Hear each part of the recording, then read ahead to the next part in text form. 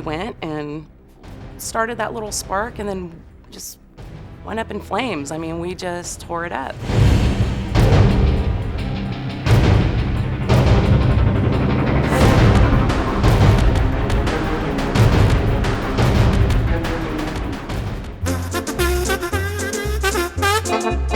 The labor rep and I have worked very closely together for the last year, and she asked me, what do you want your chapter to be? I go, I want it to be a chapter that serves itself, that we take care of each other. And she's like, well, there's this member unity program, you should go do that. I'm like, oh, okay. I didn't know what MUP training was. And I was like, what's MUP?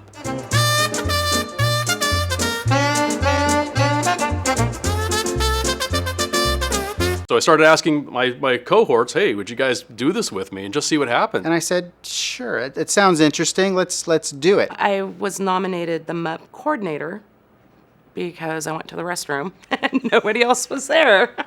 We went in very blind, and expectations didn't know what to expect. We're like, I don't know what's coming. And even once I got there, was very apprehensive about like, oh my gosh, I am way in over my head.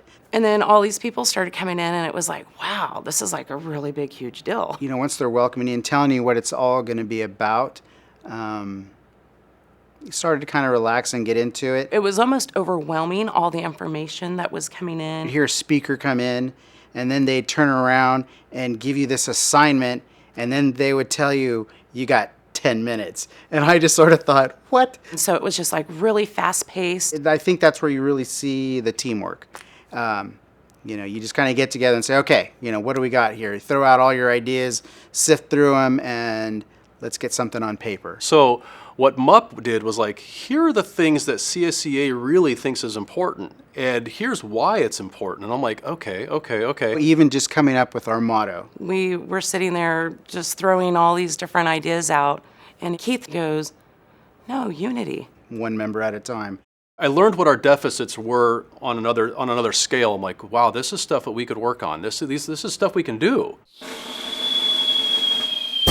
The problem was communication. A lot of the unit members didn't know when meetings were. Turning service fee payers around, increasing Victory Club membership, getting a newsletter. Probably one of the biggest things that helped our chapter was our newsletter. We have a wonderful, wonderful public relations officer, and she's creating these amazing newsletters, and they're becoming a thing now. Everybody wants to see the newsletter. Eli had approached some of us and said, hey, they're doing some job steward training. Would you be interested?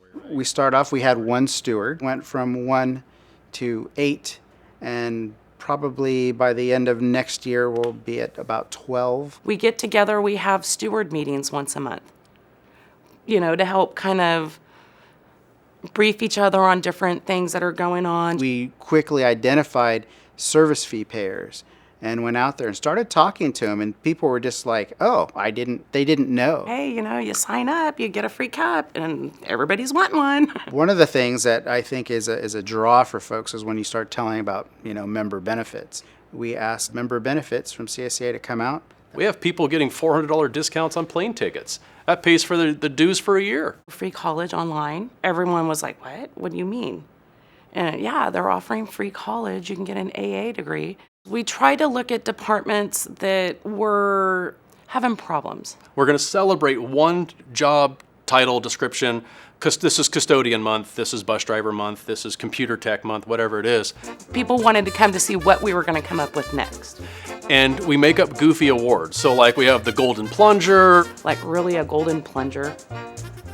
You know, custodian got a golden plunger. I mean, that's awesome, right?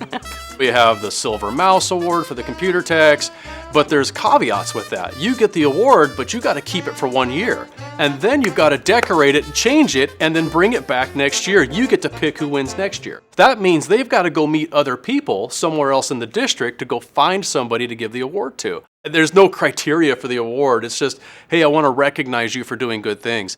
Stirring the pot a little bit makes people angry and they want to do something to fix it. And so we started asking the question. We went and asked the question, we got the labor rep involved, and we found 29 paraprofessionals who'd been hired as substitutes in full-time positions. The district freaked out. They were like, oh my gosh. Of those 29, about 17 or 19 of them actually had claims against the district.